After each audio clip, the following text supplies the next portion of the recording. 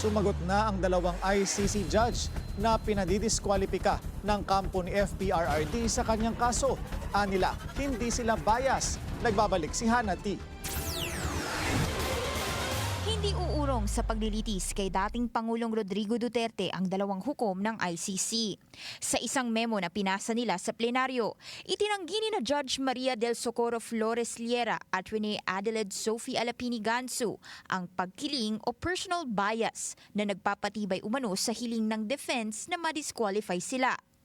Naghain kasi ng formal motion ang legal team ni Duterte para alisin sila sa kaso ng dating Pangulo, kasabay ng pagkwestiyon nila sa jurisdiction ng ICC. Sina Liera at Alapini Gansu ang dalawang hukom na pumirma ng desisyong nagbigay daan sa ICC para imbestigahan ang drug war sa Pilipinas at ituloy ang case build-up, kabilang ang pag-issue ng summons o warrants. Para sa Duterte camp, perceived bias ang ginawa nila.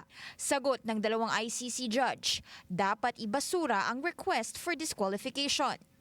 Wala raw na ipakitang ebidensya ang kampo ni Duterte at nagdesisyon sila base sa ICC legal framework.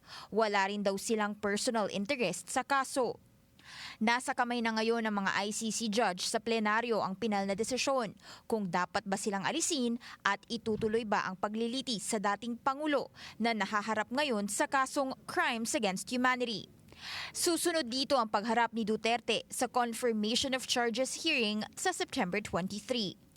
Para sa agenda, Hannah T, Bilyonaryo News Channel.